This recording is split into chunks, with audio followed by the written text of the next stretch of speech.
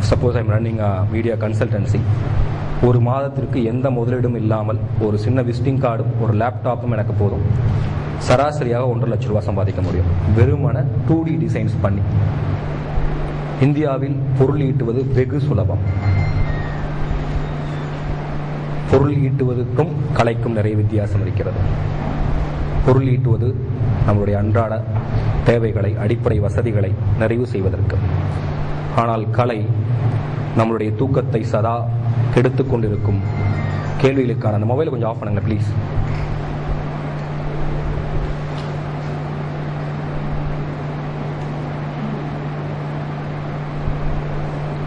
ஆனால் நம்முடைய கலை என்பது சதா நம்மை துன்புறுத்தி கொண்டிருக்கும், கேட்டுக்கொண்டிருக்கும் கேள்விகளுக்கான பதிலை தேடுவது. உலகத்தினுடைய எல்லா மகோன்னதமான படைப்புகளும் சில அடிப்படை கேள்விகளை சார்ந்தது, உலக உண்மைகளை சார்ந்தது. அது தாஸ்தேவஸ்கி ஆகட்டும், டால்ஸ்டாய் ஆகட்டும், இல்லை ஸ்டான்லி குப்ரிக்கோட எந்த படமாகட்டும், இல்லை நீங்கள் இன்னும் கொஞ்ச நேரத்தில் பார்க்க போகிற அந்த வே ஹோம் என்கிற அந்த கொரியன் படமாகட்டும், இவையெல்லாம் மனிதன் தோன்றிய நாள் முதலாக கேட்டுக்கொண்டிருக்கக்கூடிய, இன்றைக்கு வரைக்கும் பதில் தெரியாத கேள்வியினுடைய சாரம். இதே கேள்வியினுடைய சாரத்தை அடிப்படையாக கொண்டதுதான் ஃபிசிக்ஸும் மேத்ஸும் என்று தெரிவதற்கு எனக்கு ரொம்ப நாள் ஆச்சு. ஸ்கூலில் ஃபிசிக்ஸ் மேத்ஸை நான் ஏதோ மனப்பாடம் பண்ணி இன்ஜினியரிங் டாக்டர் அதுக்காக படிக்கக்கூடிய ஒரு படிப்புன்னு நினச்சேன். ஆனால் கல்லூரிக்கு வந்த பிறகு ஃபிசிக்ஸும் மேத்ஸும் இலக்கியம் கேட்கக்கூடிய அதே கேள்விகளுக்கான பதிலை மற்றொரு விதத்தில் தத்துவ ரீதியாக, விஞ்ஞான ரீதியாக தேடிக்கொண்டிருக்கக்கூடிய ஒரு படிப்பு என்பதை நான் ரொம்ப ரொம்ப லேட்டாக உணர்ந்தேன். பாஸ்கல் என்ற ஒரு கணித இயல் அறிஞர் எல்லாரும் கேள்விப்பட்டிருப்பீங்க. அவர் ரொம்ப அழகாக மனிதனை பற்றி ஒரு விளக்கம் சொல்லுவார். மனிதனும் நாணலும் இந்த இயற்கையின் முன்னால் ஒன்றுதான். ஆனால் நாணலுக்கும் மனிதனுக்கும் உள்ள வித்தியாசம், நாணலுக்கு தெரியாது தான் எதனால் சாகிறோம் என்று, ஆனால் மனிதனுக்கு தெரியும் தான் எதனால் சாகிறோம் என்று. ஆக மனிதனாக இருப்பவன் தான் ஏன் செத்துக் கொண்டிருக்கிறேன் என்ற அறிவை உடையவனாவான், தன்னை யார் கொண்டு கொண்டிருக்கிறார்கள் என்ற ஞானத்தை உடையவனாவான். ஆக இந்த அறிவை, ஞானத்தை நாம் அடைய வேண்டுமென்றால் நாம் செய்ய வேண்டியது என்ன? ஒரு மாஸ் கம்யூனிகேஷன் படிப்பதனால ஒருத்தர் டைரக்டராகவோ, சினிமாட்டோகிராஃபராகவோ, ஒரு ஆட் ஃபிலிம் மேக்கராகவோ ஆக முடியாது. படித்த படிப்பிற்கும் செய்கிற தொழிலுக்கும் என்றைக்கும் சம்பந்தம் இல்லை. நான் படித்தது MA தமிழ் லிட்ரேச்சர். நியாயமான ஒரு ரிசர்ச் ஸ்காலர் ஆயிருக்கணும்னா நான் ஆனது ஒரு டைரக்டர். எதுவுமே படிக்காமல் மிகப்பெரிய இயக்குனரானவர் இங்கே இருக்காங்க. ஸோ ஒரு மாஸ் கம்யூனிகேஷனுங்கிற படிப்பில் நீங்கள் கிராஃப்டை கற்றுக்குவீங்க, டெக்னிக்ஸை கற்றுக்குவீங்க. எது எக்ஸ்போசர், எது கேமரா, எது லென்ஸு, இதனுடைய டூல் என்ன, இதெல்லாமே கிராஃப்ட். இந்த விஷயங்கள் கற்றுக்கொள்வதற்கு அதிகபட்சம் 2 நாள் போதும். ஆனால் அந்த கருவிகளை வைத்துக்கொண்டு நீங்கள் ஒரு விஷயத்தை உருவாக்குவதற்கு நீங்கள் என்னவாக மாற வேண்டும்ங்கிறதா சவால். நம்ம அந்த விநாயகர் சிலை பார்த்துருப்போம், அது எல்லாமே ஹேண்டிகிராஃப்ட்னு தான் சொல்லுவாங்க. விநாயகர் சிலை செய்வதும் ஒரு ஆர்ட் தானே. அதை ஏன் எல்லாரும் ஹேண்டிகிராஃப்ட்னு சொல்கிறாங்க, ஏன் ஒரு கை வினைக்கலைன்னு சொல்கிறாங்க? ஏன்னா முதல் விநாயகர் சிலையை ஒருவன் உருவாக்கி விட்டான். அந்த விநாயகர் சிலையை பார்த்து திரும்ப திரும்ப திரும்ப அதே கிராஃப்டை பயன்படுத்தி செய்யப்படக்கூடிய அந்த விஷயத்திற்கு பேர் தொழில்நுட்பம். அது கலை அல்ல. அப்போ கலை என்பது உத்திகளை முதலாக கண்டுபிடிப்பது. சயின்டிஸ்டுக்கும் டெக்னீஷியனுக்கும் உள்ள வித்தியாசம் தான். இப்போ ஒரு பிரிசத்தில் ஒரு இதை விட்டால் 7 கலராக பிரிஞ்சு வரும், விப்ஜிஆர் அப்படின்னு முதலாக உருவாக்கினவன், கண்டுபிடித்தவன் விஞ்ஞானி. ஆனால் அந்த எக்ஸ்பெரிமெண்ட்டை தன்னுடைய விதத்துக்கு ஒவ்வொரு முறையும் பயன்படுத்துபவன் டெக்னீஷியன். ஆக நாம் டெக்னீஷியனாக ஆக போகிறோமா இல்லை சயின்டிஸ்டாக ஆக போகிறோமா? இதே தான் ஒரு ஆத்தருக்கும் ரைட்டருக்கும் உள்ள வித்தியாசம், படைப்பாளிக்கும் எழுத்தாளனுக்கும் உள்ள வித்தியாசம். ஆக நாம் என்னவாக போகிறோம் என்பதுதான் நம்மளுடைய கேள்வி.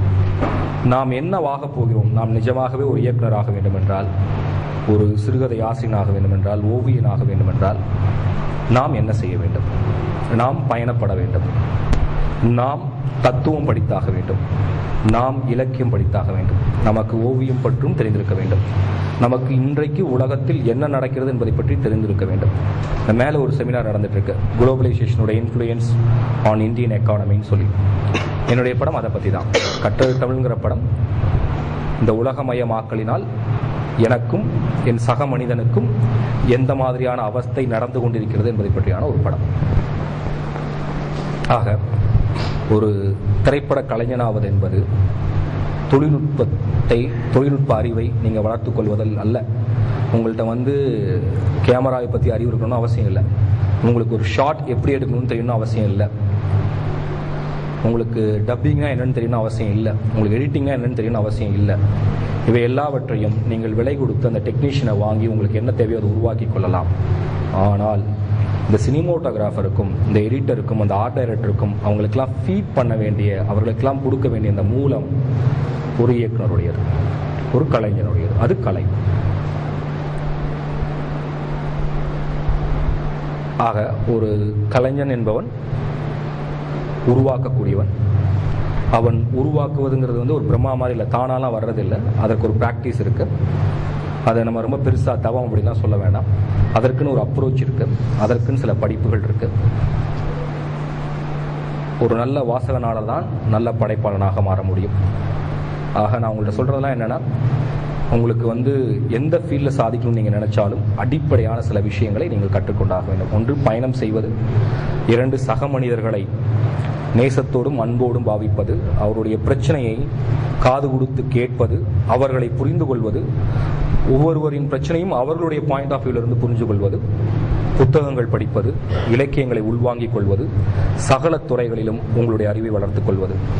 Jack of all master of none, jack of all trades master of none. எல்லாவற்றிலும் ஒரு அறிவு இருக்கக்கூடிய ஒருவனால் மட்டும்தான் ஒரு கலையை, படைப்பை உருவாக்க முடியும்.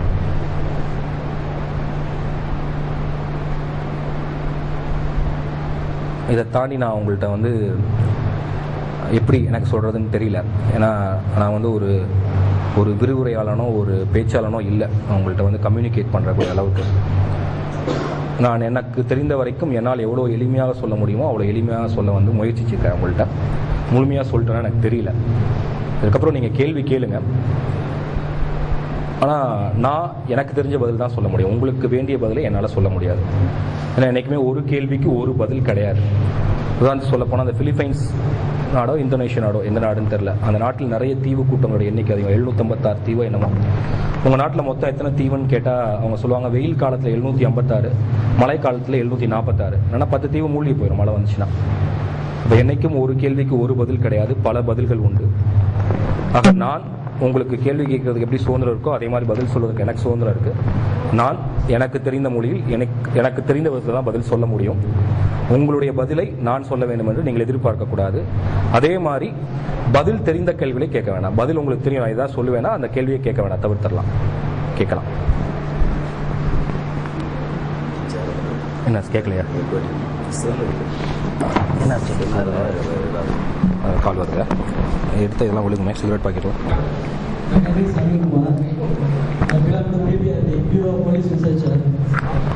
I was doing my PhD in criminology. Doing PhD in criminology. நீங்கள் கற்றது தமிழ் படத்தில் குளோபலைசேஷன் இம்பேக்டை பற்றி நல்லா சொல்லியிருக்கீங்க.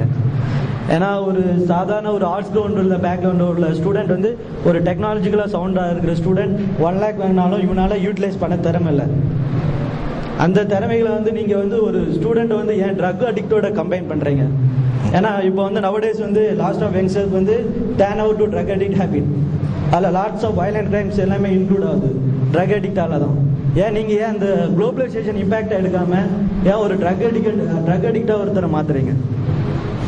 நீங்கள் கேட்டதில் 2 கேள்வி நான் எடுத்துக்கிறேன். ஒன்று நீங்கள் என்ன சொல்கிறீங்கன்னா, ஹலோ